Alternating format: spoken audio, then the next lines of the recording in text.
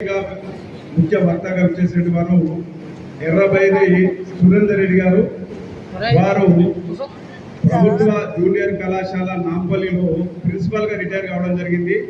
వారు కందుకూరు మండలానికి చెందినటువంటి కేశవరం గ్రామానికి సంబంధించిన వారు సహజంగా కవి, వారు జాతీయ కవి, ఉపన్యాసకులు.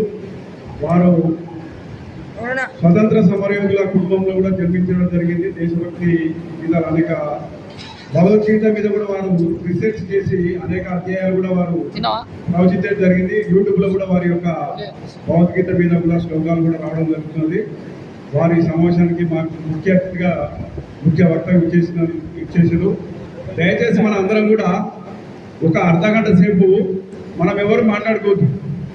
మీ యొక్క ఫోన్లో కూడా ఉండే కూడా ఒక సైలెంట్ మోడ్లో పెట్టుకోండి. తర్వాత ఈ సార్ మాట్లాడిన తర్వాత మాట్లాడుకుందాం. కాబట్టి సార్ యొక్క ఉపన్యాసం బాగా ఉంటుంది కాబట్టి ఇటువంటి ఉపన్యాసం మనకు దొరకదు. కాబట్టి మనం ఎవరు ముచ్చట్లు పెట్టవద్దు. ఎవరు కూడా ఫోన్లో వచ్చినా కూడా మీరు కట్ చేయండి, తర్వాత మాట్లాడుకుందాం.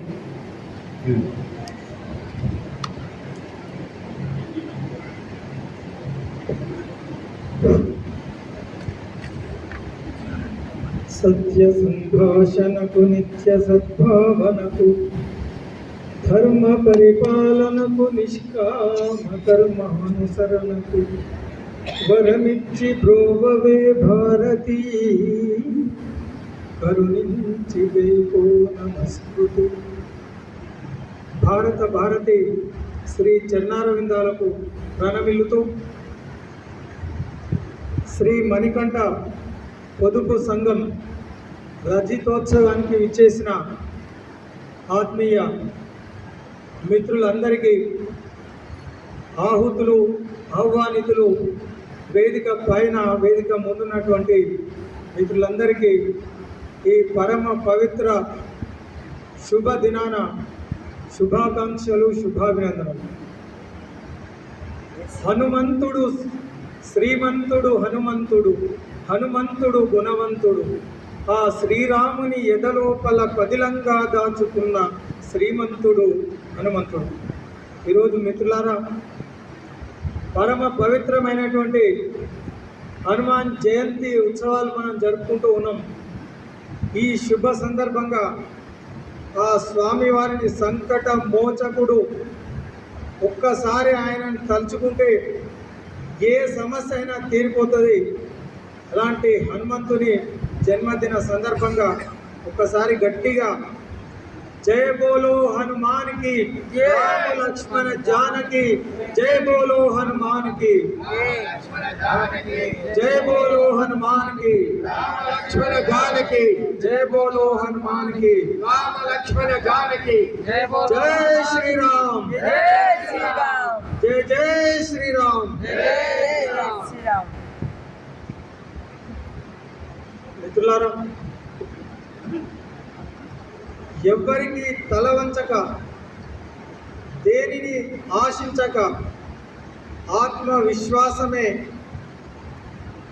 గుండె బలమే ఇంధనంగా, ఆత్మవిశ్వాసమే ఆయుధంగా అడుగు ముందుకు వేస్తూ ఒక ఆదర్శ గ్రామంగా ఈరోజు కవ్వగూడ ఈ పొదుపు సంఘం సమావేశాన్ని జరుపుకుంటూ ఉంది. అంటే కవ్వగూడ గ్రామ సోదరి సర్పంచ్ గారు, ఈ పొదుపు సంఘం అధ్యక్షులు పెద్దలు సుదర్శన్ గారు, మిగతా పాలకవర్గం జంగయ్య గారు, శ్రీనివాస్ గారు, రవి గారు, అశోక్ గారు, రమేష్ గారు, లక్ష్మి గారు, లావణ్య గారు, శ్రీశైలం గారు, దాంతోపాటు సంఘంలో ఉన్నటువంటి సభ్యులందరికీ మరొకసారి హృదయపూర్వక అభినందనలు, శుభాకాంక్షలు తెలియజేస్తున్నాను. మిత్రులు,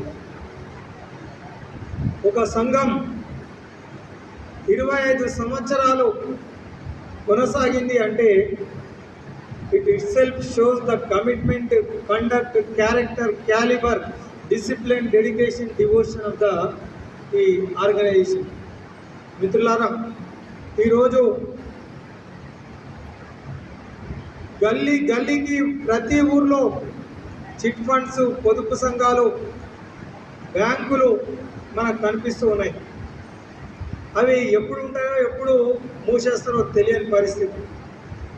మరి కేవలం 60 మంది సభ్యులతో 2001 25 సంవత్సరాల క్రితం ప్రారంభించబడి 40,000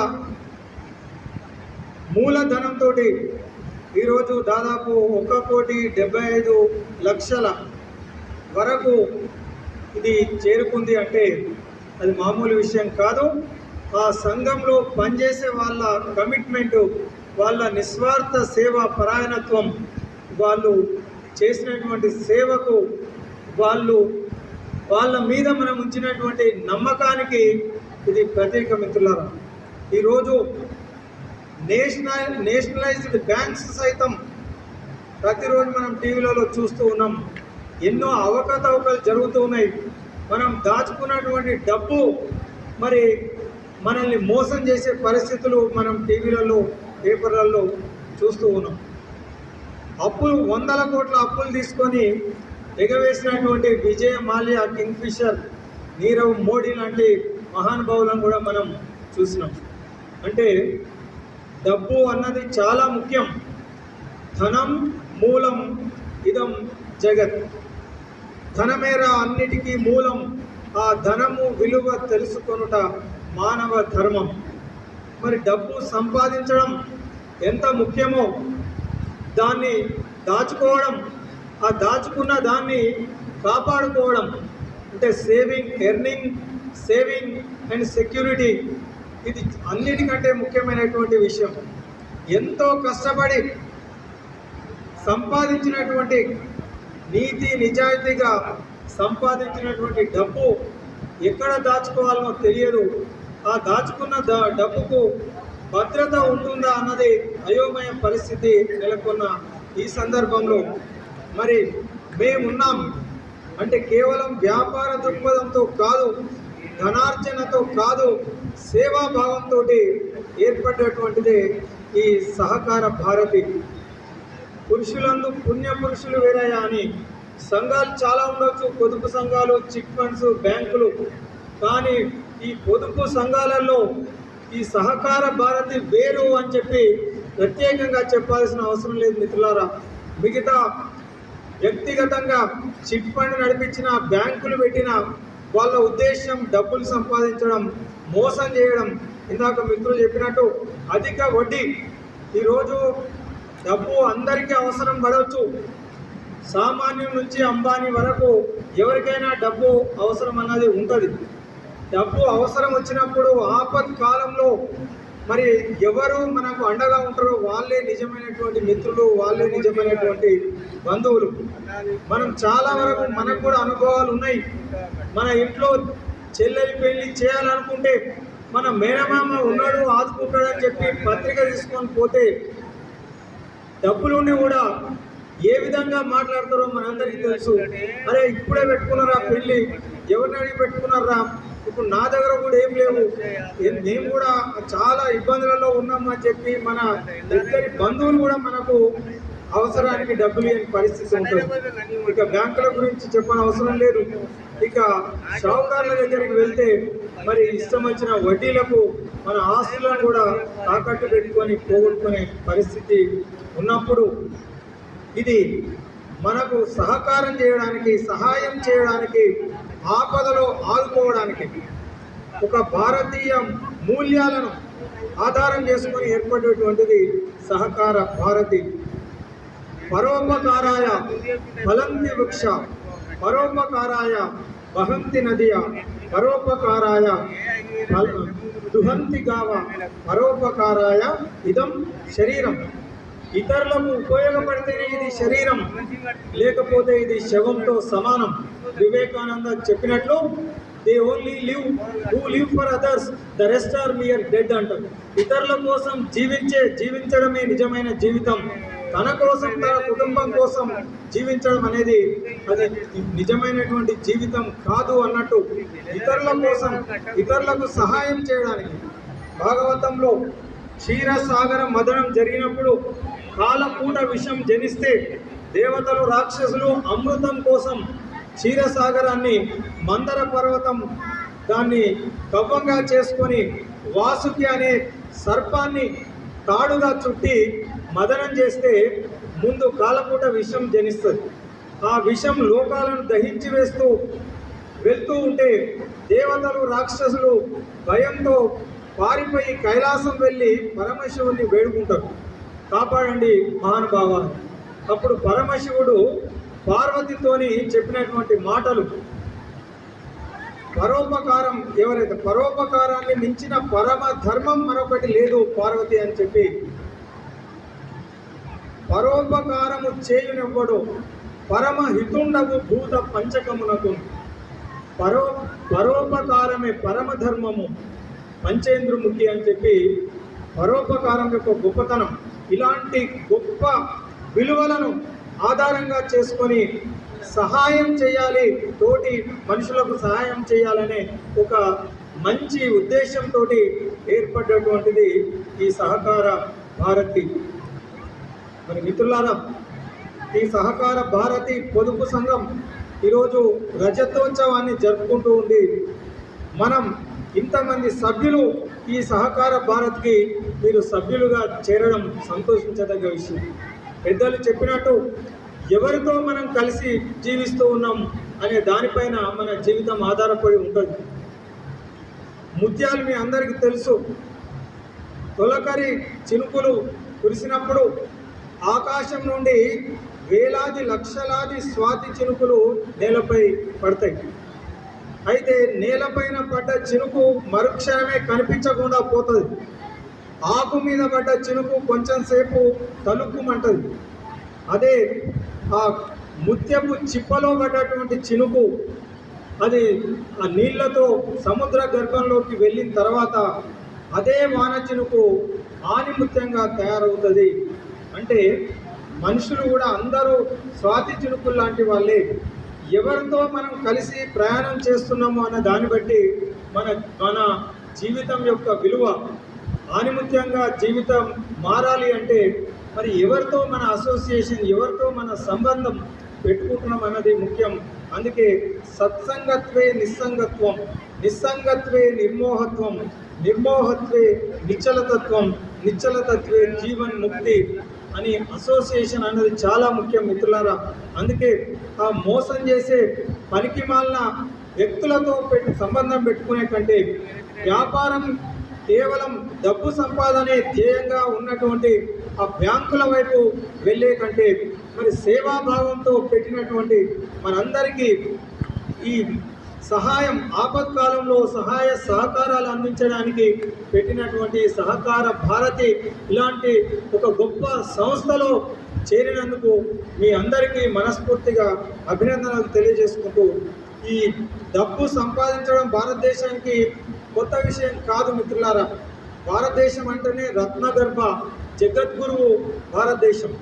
అంగట్లో రతనాలు అమ్మినారట ఇచ్చట, అగ్గిపెట్టెలో పట్టు చీరలెల్లారట, రాతిలో రాగాలు పలికించినారట, రాగాలతో రాళ్ళు కరిగించినారట, అచ్చపు చీకటింట్ల పొరులాడుచునుండ ప్రపంచమెల్ల, నీ పచ్చని తల్లి గుమ్మములపై వెలిగిన మణిదీపికలు, కనన్ వచ్చిన ఖండ ఖండముల వారికి తీరునట్లుగా బిచ్చము పెట్టే భారత సవిత్రి ప్రియంబున రెండు చేతులను.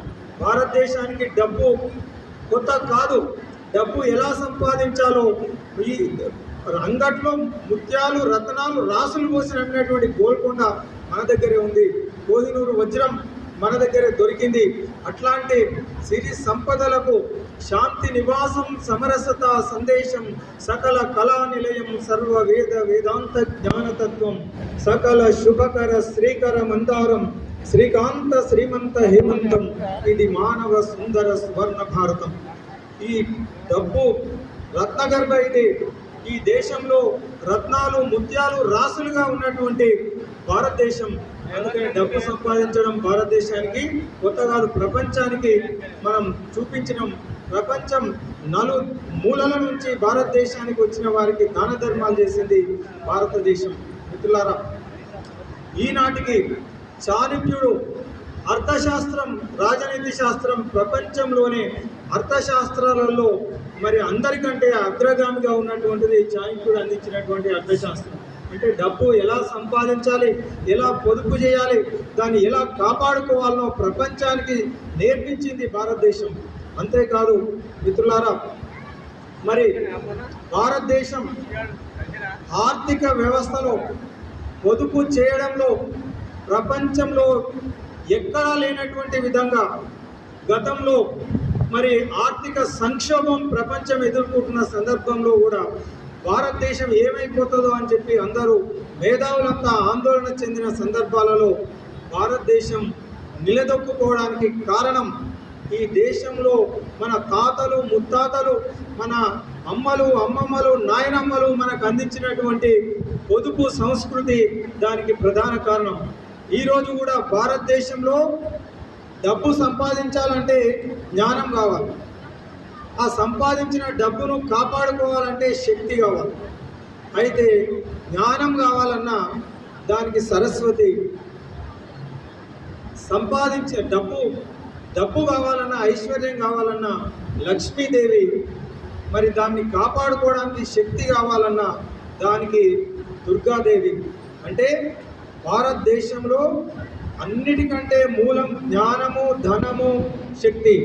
ఈ మూడింటిని కూడా ఒక మాతృశక్తిగా ఆరాధించినటువంటి దేశం భారతదేశం. అంటే ఈ దేశంలో తల్లికి, మాతృమూర్తికి అంత గొప్పతనం ఉంది. ఈ దేశాన్ని కాపాడేది మాతృశక్తి. ఈరోజు కూడా మన కుటుంబ వ్యవస్థలో కుటుంబం చిన్నాభిన్నం కాకుండా కుటుంబాన్ని అభివృద్ధి పథంలో నడిపించే వ్యక్తి, శక్తి మన తల్లి, మాతృమూర్తి. ఈ కవ్వగూడ కూడా ఆదర్శ గ్రామంగా ఈరోజు ఒక మాతృమూర్తిని సర్పంచ్గా ఎన్నుకున్నారు. ప్రతి ఇల్లు ప్రగతి పథంలో నడుస్తూ ఉంది అంటే మరి దానికి ప్రధాన కారణం మన తల్లులు, మాతృమూర్తులు. ఈ దేశానికి కూడా ఈరోజు ఆర్థిక మంత్రిగా నిర్మలా సీతారామన్ అద్భుతంగా మరి 4వ ఆర్థిక శక్తిగా ప్రపంచంలోనే భారతదేశం ఎదగడానికి ప్రధాన కారణం మన తల్లులు, మాతృమూర్తులు. నాకు చాలా సంతోషంగా ఉంది. ఇంత పెద్ద ఈ హాలు దాదాపు సగానికి పైన మాతృమూర్తులతో నిండిపోయింది అంటే ఇది కవ్వగూడ యొక్క సంస్కారం, ఈ పొదుపు సంఘం యొక్క గొప్పతనం, మళ్ళీ మన మాతృశక్తుల యొక్క గొప్పతనాన్ని నాకు ఇంతకుముందు కూడా అమీర్పేటలో అట్లనే కనిపించింది. ఇక్కడ అంతకంటే ఎక్కువ ఈ పెద్ద హాల్లో కూడా మొత్తం తల్లులు నిండిపోయిండ్రు. అందుకే ఆ తల్లికి వందనం చేయాలి మనం. తల్లిని నమ్ముకున్నవాడు ఎప్పుడు చెడిపోరు. అందుకనే అనురాగం ఆత్మీయత కసలు పేరు అమ్మా, ఓర్పునకు అర్పణకు ఆనవాలు అమ్మ. అనురాగం ఆత్మీయత కసలు పేరు అమ్మ, ఓర్పునకు అర్పణకు ఆనవాలు అమ్మ. ప్రతి మనిషి పుట్టుకకే పట్టుకొమ్మ అమ్మ, ప్రతి మనిషి పుట్టుకకే పట్టుకొమ్మ అమ్మ. ఈ లోకమనే గుడి చేరగా తొలివాకిలి అమ్మ. అమ్మదనమున ఎంత కమ్మదనముందిరా, అమృతముకే ఆమె తీపి నేర్పిందిరా. ఆమె ఎదపై పడవలే ఎక్కి తొక్కినా, కరకు చేపలుడొక్కలో దూరినిక్కిన. వంతెనలతో గొంతు నులిమి బాధించిన, ఆనకట్టల ఊపిరాడకే వేసిన. సస్య సంతానాలు ఎదిగి ఉదగాలని అని శుభముగా తలచి అనువనుగు పొంగు. అమ్మదనమున ఎంత కమ్మదనముందిరా, అమృతముకే ఆమె తీపి నేర్పిందిరా.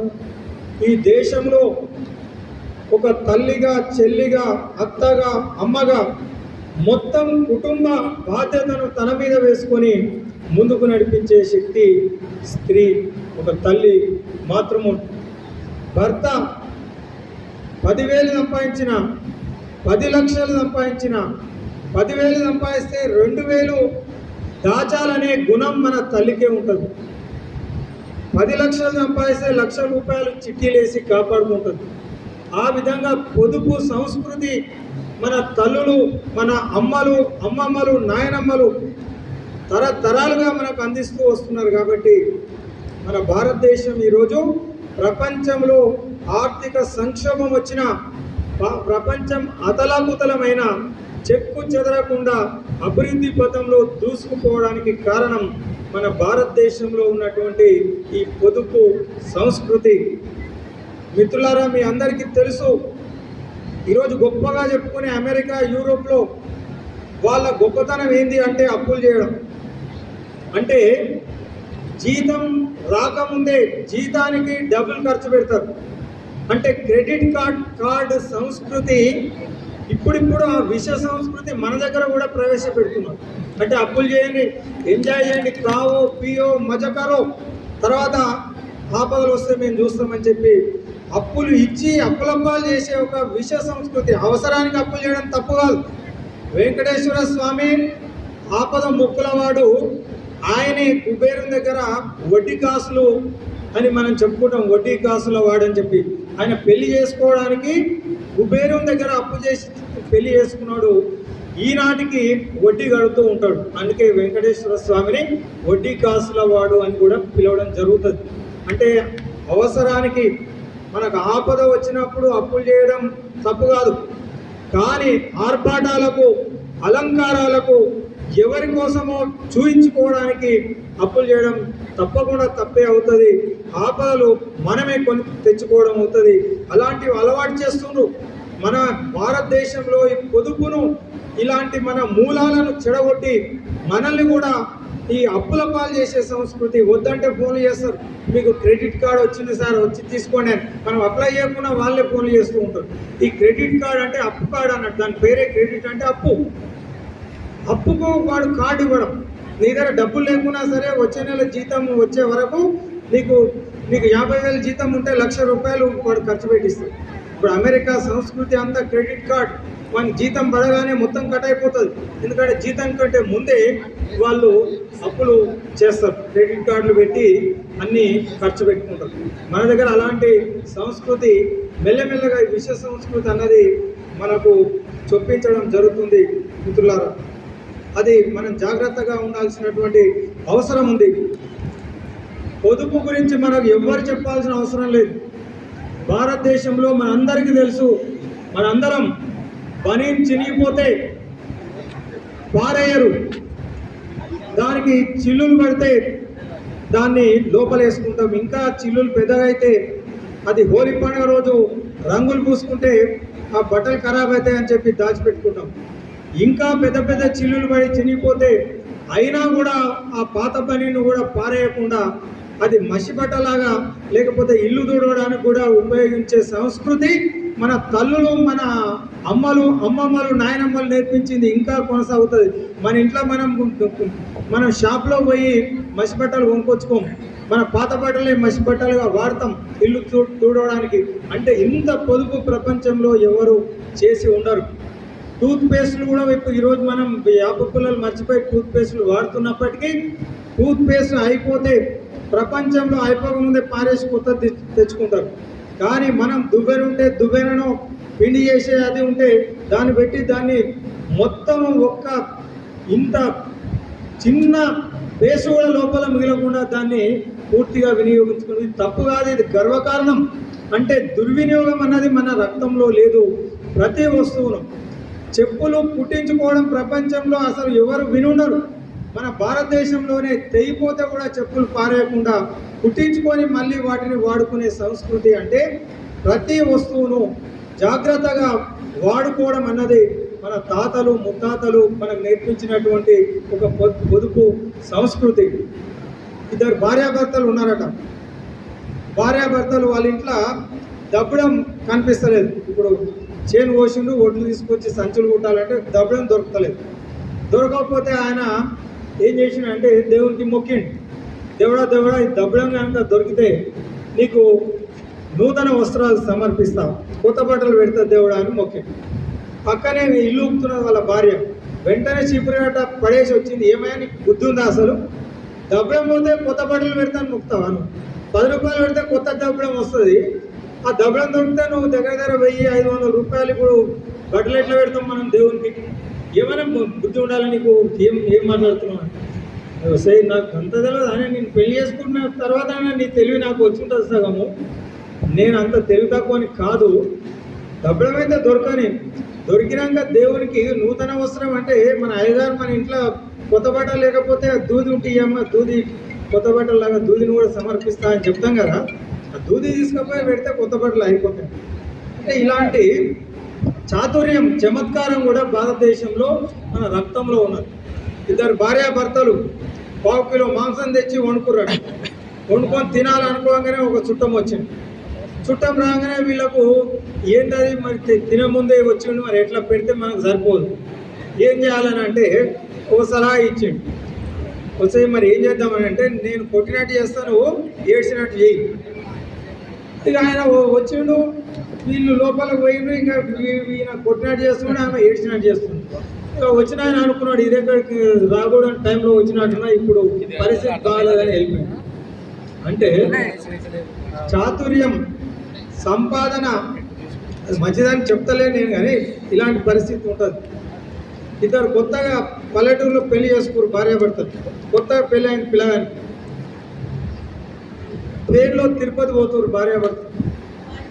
ఆ అమ్మాయి పల్లెటూరులో పెరిగింది, ఎప్పుడు పట్నం పోలేదు, ట్రైన్ చూడలేదు. ఆ రైల్వే స్టేషన్ పోయినప్పటి నుంచి ఆ అమ్మాయికి హైదరాబాద్ అంతా విచిత్రంగా కనిపిస్తుంది.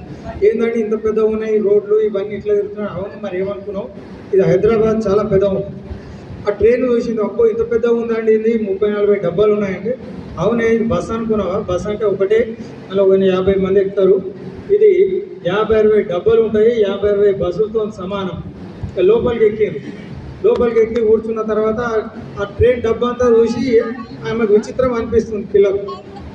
అక్కడిక్కడ చూసి అలా ఒక చైన్ కనిపించింది, మొత్తం ఆ ఫ్యాన్లు ఆ పడుకోవడం ఇవన్నీ చూసి ఇదేందండి అని అడిగితే ఇది చైన్ అన్నది. చైన్ అంటే ఏంటండి అంటే ఇది లాగితే ట్రైన్ ఆగిపోతుంది, ఆ ట్రైన్ పోతున్నారు, అయితే ఒకసారి లాగండి అని. అసలు ఇదేం బుద్ధి నీకు, లాగితే ట్రైన్ ఆగిపోతుంది, అది ఎప్పుడు పడితే అప్పుడు లాగొద్దు, మరి ఎప్పుడు లాగుతారండి, ఎందుకు పెట్టింది చైన్ అంటే అది ఏదో దొంగతనం అయితేనో ఏదో ఆపద వస్తేనో అప్పుడు చైన్ గుంజాలి, ట్రైన్ ఆగిపోతుంది. ఎందుకు ఆపినని వాళ్ళు వస్తారు, వాళ్ళు అడుగుతారు, మరి ట్రైన్ ఆపితే ఫైన్ వేస్తారు, ఆ ఫైన్ కట్టాలి మనం.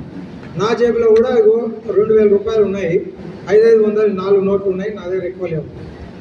అవునా అండి, మరి ఎట్లా నాకేమో ట్రైన్ ఆగితే చూడాలని ఉందండి, లాగండి అని చెప్పుకుంటారు ఇలా. మరి ఏం చేద్దామని అంటే నా దగ్గర ఒక ఉపాయం ఉందని చెప్తుంది అమ్మాయి. మీద వాడు పండుకుంటాడు, భర్త ఉంటుంది, అలా మీద ఒక ఆయన పండుకొని నిద్రపోయినట్టు అనిపిస్తుంది. ఈ అమ్మాయి చెప్తుంది, ఈ డబ్బాలు ఎవరు లేరు కదా, మనము ఎవరో మీద పడుకున్నాడు, నువ్వు ట్రైన్ లాగు, ఎందుకు లాగిందని ఆ టికెట్ ఇన్స్పెక్టర్ వస్తే ఎవరు లాగిండ్రని అంటే వాడిని చూపిద్దాము, మీద పడుకున్నాడు వీడియో లాగిండని చూపిద్దాము, మనకు ఫైన్ కూడా తప్పుతుంది, నాకేమో ట్రైన్ ఆగితే చూడాలని ఉంది అంటే అవునే బాగా మంచి విషయాలు మంచి సలహా ఇచ్చినామని వాడు ట్రైన్ లాగుతాడు. లాగిన తర్వాత ట్రైన్ ఆగిపోతుంది, టికెట్ ఇన్స్పెక్టర్ వస్తాడు, ఎవరైనా ట్రైన్ ఎందుకు ఆపినానంటే మేం కాదు, ఇక పైన పడుకున్నాడు కదా ఈయన, వాడిని లేపుతారు, రే దిగు అంటే దిగుతాడు. ట్రైన్ ఆపింది నువ్వేనా అంటే అవును నేనే అంటే ఎందుకు ఆపినవరా, ఎందుకంటే నా జేబులో 2000 రూపాయలు ఉన్నాయి, ఈ వీళ్ళిద్దరు కొటేషన్ సార్, ఇప్పుడు ఆయన జేబులు ఉన్నాయి చూడండి, కొత్త 500 నోట్లు 4 ఉన్నాయా లేవా మీరు చూడండి. అంత ఖచ్చితంగా చెప్తున్నాడు కదా టికెట్ ఇన్స్పెక్టర్, లేదు వీళ్ళు మొత్తుకుంటారు, కాదు సార్ వాడు చెప్తున్నాడు కదా 500 నోట్లు ఉన్నాయంటే జేబులోకి వెళ్ళి అంటే తీసి చూస్తే 500 నోట్లు 4 ఉంటాయి. కరెక్ట్ చెప్పింది కదా ఇప్పుడు వాడు, వానివే పైసలు అని చెప్పి వీళ్ళని పడతాం. అంటే అతి తెలివి కూడా ఒక్కొక్కసారి పనిచేయదు. మిత్రులారా, ఒక రాజ్యంలో ఒక రాజు నేను ఏం చేసిండంటే సర్వే చేయించాను, ఎవరు సంతోషంగా ఉన్నారో మేము పోయి తిరిగి రాన్నాడు. ఒక ఇంట్లో సంతోషంగా ఉన్నారని చెప్పి రిపోర్ట్ తీసుకొచ్చాడు, ఆ ఇల్లు మాత్రం చాలా సంతోషం. అయితే మంత్రి ఏం చెప్పాడంటే మంచిది, ఆ ఇంటి ముందు నేను ఒక మూట తీసుకుపోయి పెట్టాను, 99 బంగారు నాణ్యాలు మూటలు కట్టి తీసుకుపోయి వాళ్ళ ఇంటి ముందు పెట్టిండు. పొద్దున్నే లేవగానే వాళ్ళకి మూట కనిపించింది, తీసుకొని ఇంట్లో తీసుకుపోయి లెక్క పెడితే 99 వస్తున్నాయి, 99. ఈ ఇంట్లో అందరు కలిసి 3-4 సార్లు లెక్క పెట్టింది, ఎన్నిసార్లు లెక్క పెట్టినా అవి 99 వస్తుంది. ఇక వీళ్ళకు అంతవరకు ప్రశాంతంగా ఉన్నారు, ఇంట్లో పైసలు లేకపోతే బాగానే ఉన్నారు, ఎవరి పనులు చేసుకుంటారు, హ్యాపీ ఉన్నారు. ఈ 99 వచ్చే వరకు ఆ ఒక్కటి ఎక్కడ 100 ఉండాలి కదా, లెక్క ఎందుకు తక్కువ అయింది అనేది వాళ్ళకు ఇక మనశ్శాంతి లేకుండా అయిపోయింది. ఇక విపరీతంగా కష్టపడాలి, మొత్తం మీద 100 జమ చేయాలి 100. ఇది 99 ఫోబియా అంటారు, ఇది ఒక రోగం. మీరు క్రికెట్ కూడా చూస్తారు చాలామంది. సచిన్ టెండూల్కర్ అయితే చాలాసార్లు 99 దగ్గరనే అవుట్ అయ్యింది. అంతవరకు అర్ధగంటలో 99 రన్స్ చేస్తారు. ఆ ఒక్క రన్ చేయడానికి 10 నిమిషాలు 15 నిమిషాలు అర్ధగంట సేపు వాడు 100 అనేది ఒక సైకాలజికల్ బ్యారియర్ మిత్రులారా. ఈ 99 ఫ్యాక్టర్ అంటే ఉన్న దాంట్లో తృప్తిగా ఉండడం, అది లేకపోతే మనిషి ఉన్న ప్రశాంతత కోల్పోతాడు. ఈ తృప్తి అన్నది చాలా ముఖ్యం. ఈ పోల్చుకోవడం, పక్వంతో పోల్చుకోవడం వల్ల మనకు అశాంతి తప్ప మరేమీ మిగలదు. ఇద్దరు రమేష్ రాజేష్ అనే వ్యక్తులు క్లాస్మేట్స్. చిన్నప్పటి నుంచి ఒకరి మధ్యలో పోటీ ఉంది. ఎవరు ఏం చేస్తే ఇంకొక ఆయన అదే చేస్తారు. ఇద్దరు చదువుకున్నారు, ఇద్దరు రియల్ ఎస్టేట్ బిజినెస్ చేసినారు, ఇద్దరు ఇల్లు కట్టుకున్నారు, ఇద్దరు పెళ్లి చేసుకున్నారు, ఇద్దరు కార్లు కొనుక్కున్నారు. అనుకోకుండా రమేష్ హిమాలయాలకు బయలుదేరాడు. రమేష్ బయలుదేరినని చెప్పి రాజేష్ భార్య, ఏమయ్యో విన్నావా, మీ దోస్తు ఎందుకో హిమాలయాలకు పోతున్నాడట. అవునా, ఎందుకు పోతున్నాడో నేను కూడా తెలుసుకోవాలని చెప్పి ఈయన కూడా ప్లేన్ టికెట్ తీసుకొని వెనక ఇద్దరు హిమాలయాలకు పోయింది. రాజేష్ పోయి కేదార్నాథ్ పక్కన ఒక గుహలో తపస్సు చేసుకుంటూ కూర్చున్నాడు. అమ్మ వాడు తపస్సు చేస్తున్నా అని చెప్పి ఎదురుగా ఇంకో గుహలో రాజేష్ కూడా కూర్చున్నాడు. రమేష్ రాజేష్ ఇద్దరు ఘోరమైన తపస్సు చేసి భగవంతుడు ప్రత్యక్షమయ్యాడు. రాజేష్ దగ్గరకు వచ్చాడు. అయ్యా ఎందుకు తపస్సు చేస్తున్నాడు, లోకాలు అల్లకల్లోలం అయిపోతున్నాయి, ఏంది నీ కోరిక అని అడిగాడు. ఇప్పుడు రాజేష్ ఏం చేసినంటే, సార్ ముందు మా ఎదురుగా మా ఫ్రెండ్ తపస్సు చేస్తున్నాడు దోస్తు, వాని దగ్గరికి పోండి, ఆయనను అడగండి, ఆయనకి ఏం కావాలో తెలుసుకోండి, ఆయన ఏం అడుగుతాడో దానికి డబుల్ 2 రెట్లు నాకు ఇవ్వండి. అంటే ఆయన 10 కోట్లు అడిగితే నాకు 20 కోట్లు, ఆయన 10 కార్లు అడిగితే నాకు 20 కార్లు. ఈ దెబ్బతోని మా మధ్యలో పోటీ లేకుండా పోవాలి, ఇది ఈసారి తేలిపోవాలని చెప్పి. ఈ విచిత్రమైన కోరిక ఉందేనో, మీరు తపస్సు చేసి ఇట్లా చేస్తున్నారని, తర్వాత మంచిదని చెప్పి తదాస్తు అని ఇస్తాడు. నీ దోస్తు ఏమడిగితే అది నీకు డబల్. ఇక రమేష్ దగ్గర పోతాడు. అయ్యా ఏంది నీ కోరిక, ఎందుకు తపస్సు చేస్తావు? సార్ ఇందాకనే నువ్వు ఆ దోస్తు దగ్గర పోయినావు కదా, వాడు ఏమడిగాడో చెప్పు, ఆ తర్వాత నేను కోరుకుంటాను. ఆయన చెప్తాడు. విచిత్రంగా ఉన్నారు వీళ్ళు, వాడు అడిగింది నీకెందుకు, నీకేం కావాలో నువ్వు అడగాలి కదా అంటే, లేదు సార్ నువ్వు చెప్పు. వాడికి ఇట్లా అడిగాడు, నువ్వు ఏది అడిగితే నీకంటే డబ్బులు ఆయనకు కావాలన్నాడు, నేను ఇచ్చేసాను. అవునా సార్ అని చెప్పి నాకు ఒక కన్ను వీకేశారు. ఇప్పుడు రమేష్కి ఒక కన్ను తీసేస్తాడు. అయితే రాజేష్కి ఇచ్చిన వరం ప్రకారం ఈయనకు ఒకటి తీస్తే ఆయనకు 2 తీయాలి, ఆయనకు 2 కన్ను తీసేస్తాడు. అంటే అసూయ అన్నది ఎంత ప్రమాదకరమో. అసూయను మురికి కూపమందు మునిగినాను, అహంకృతిని అలంకృతిగా తలను దాల్చినాను. అసూయను మురికి కూపమందు మునిగినాను, అహంకృతిని అలంకృతిగా తలను దాల్చినాను. నేల విడిచి కర్ర వదిలి సాము చేసినాను, నాలో నీ ఉన్నావని నిజం మరచినాను. ఏలా నన్ను బ్రోతువో వెంకట స్వామి.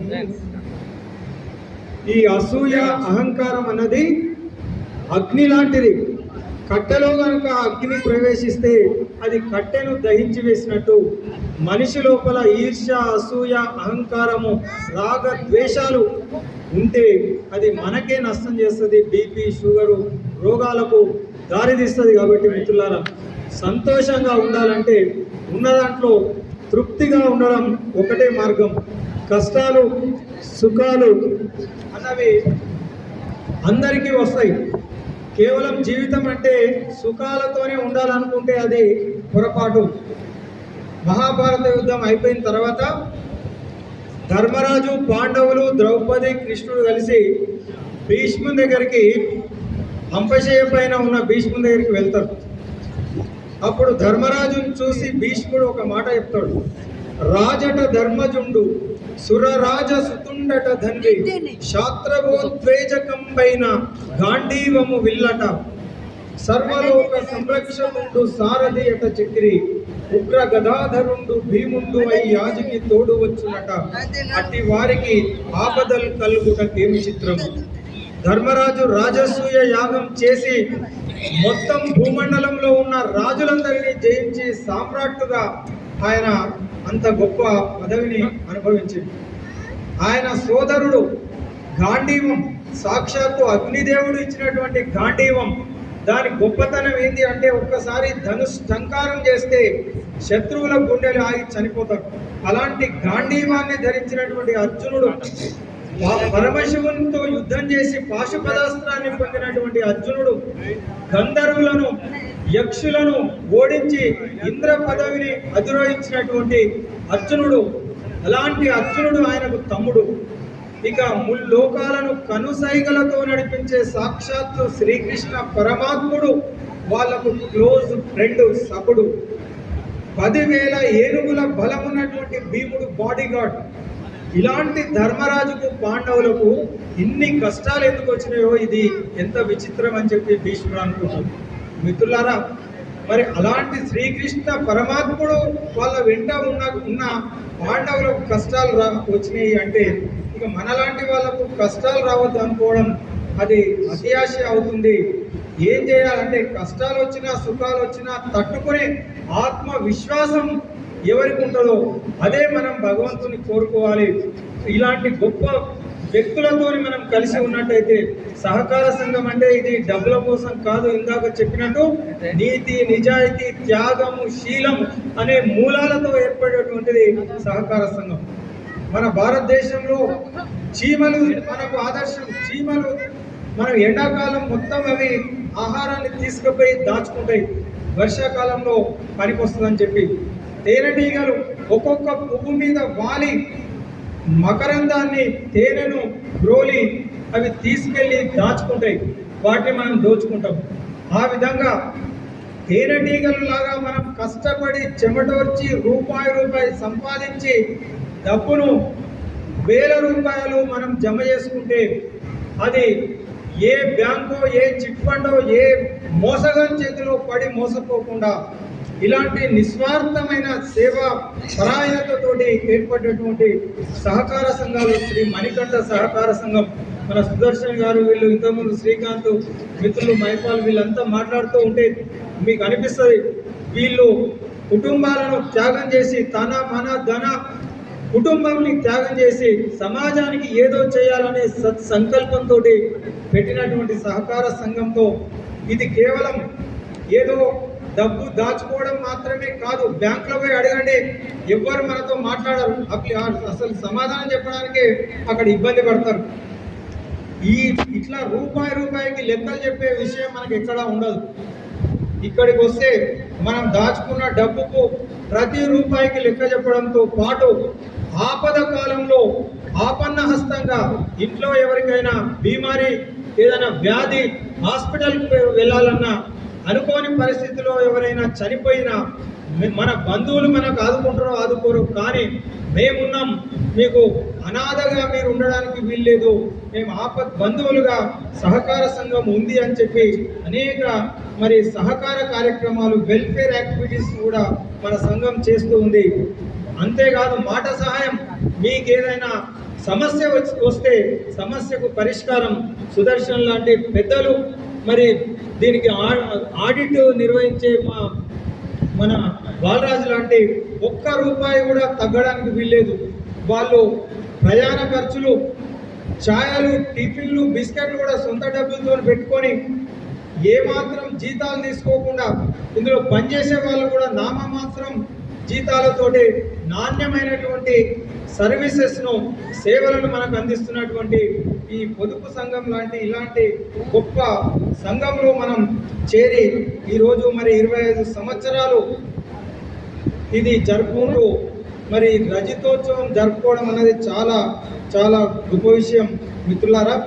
ఈ విధంగా ఈ సంఘానికి మనం చేదోడు వాదోడుగా ఉంటూ, ఈ సంఘం అంటే వేరు కాదు, సభ్యులు ఉంటేనే సంఘం, సభ్యులు ఉంటేనే సంఘం ఉంటేనే సభ్యులు. కాబట్టి సంఘము సభ్యులకు అవినాభావ సంబంధం. నీవెవరని నన్ను నేను ప్రశ్న వేసుకున్నాను, నీవెవరని నన్ను నేను ప్రశ్న వేసుకున్నాను. నీవే నేననే తీయని నిజం తెలుసుకున్నా. పరిమళాల పదును నేను పద్మము నీవైతే, పరిమళాల పదును నేను పద్మము నీవైతే, అలిగిడి గల అలను నేను అమృతి నీవైతే. పువ్వు ఉంటేనే పరిమళం ఉంటుంది, పువ్వు లేకుండా పరిమళం లేదు. సో పరిమళానికి అస్తిత్వం పువ్వు ఎట్లనో, సముద్రం ఉంటేనే అలలు ఉంటాయి. సో అలలు, సముద్రం లేకుండా అలలకు అస్తిత్వం లేదు. కాబట్టి సభ్యులు ఉంటేనే సంఘం ఉంటుంది, సంఘం సభ్యులు లేకుండా సంఘం లేదు. కాబట్టి సభ్యులు సహకారంతో సంఘం అభివృద్ధి చెందుతుంది. మిత్రులారా, ఇది టీం వర్క్. ఏ ఒక్కరో కాదు, అందరూ కలిసి పనిచేస్తే. ఒక ఊర్లో టెంపుల్లో పాలాభిషేకం చేయాలని చెప్పి బిందె పెట్టి అందరినీ లీటర్ పాలు పోయమన్నారు. ఒక ఆయన అనుకున్నాడు, అందరు పాలు పోస్తారు కదా, నేను ఒక్కరిని నీళ్ళు పోస్తే ఏమవుతుంది అని ఆయన నీళ్ళు తీసుకొచ్చి పోసి, లాస్ట్గా బిందెలో మొత్తం ఏమున్నాయంటే నీళ్ళే ఉన్నాయి. అంటే అందరూ పాలు పోస్తారు, నేను ఒక్కరిని నీళ్ళు పోస్తే ఏమవుతుంది అనుకుంటే అది అన్ని నీళ్ళే అయిపోతాయి. అందరూ సరిగ్గా అప్పులు కడుతున్నారు తీసుకొని, నేను ఒక్కరిని కట్టకపోతే ఏమవుతుంది అనుకుంటే అది కూడా పొరపాటు. మిత్రులారా, ఈరోజు 40,000 25 సంవత్సరాలలో 1,70,00,000గా మారింది అంటే అది ఒక్కొక్క రూపాయి, ఒక్కొక్కరి చెమట చుక్కలు, వాళ్ళు వాళ్ళ కష్టార్జితం, వాళ్ళ నీతి నిజాయితీ పొదుపు చేస్తే దాన్ని దుర్వినియోగం కాకుండా పాలక వర్గం వాటిని కోడిపిల్ల కనుక కోడిగుడ్లను పొదిగి పెద్ద చేసినట్టు చేస్తే తప్ప 1,70,00,000 కాదు. అది మన అవసరాలకు ఆపదకు తీరదు. కాబట్టి మనం కూడా మన కర్తవ్యంగా, మన బాధ్యతగా ఎట్లయితే అప్పు తీసుకుంటామో అదేవిధంగా వాటిని కట్టినట్టయితే ఇంకా మనలాంటి వాళ్ళకు ఎంతోమందికి ఇది సహాయ సహకారాలు అందించడానికి ముందుకు వెళ్తుంది. ఆ విధంగా అందరం ఈ సంఘానికి మనం బద్దులమై ఉంటూ సంఘ అభివృద్ధికి కృషి చేయాలని చెప్పి, సంఘం ఇంకా 50 సంవత్సరాలు స్వర్ణోత్సవాలు, వజ్రోత్సవాలు జరుపుకోవాలని చెప్పి మనస్ఫూర్తిగా శుభాకాంక్షలు తెలియజేసుకుంటూ మీ అందరితో మాట్లాడే అవకాశం నాకు కల్పించినందుకు, ఇంత మంచి వ్యక్తులతో ఈరోజు కలిసి ఈ పరమ పవిత్రమైన హనుమాన్ జయంతి సందర్భంగా మనం కూర్చునే అవకాశం నాకు కల్పించిన పెద్దలందరికీ, సోదరులు బాలరాజు గారికి, సుదర్శన్ గారికి, మిగతా మిత్రులందరికీ మరొకసారి ధన్యవాదాలు తెలియజేసుకుంటూ సెలవు తీసుకుంటున్నాను. జై హింద్, జై భారత్.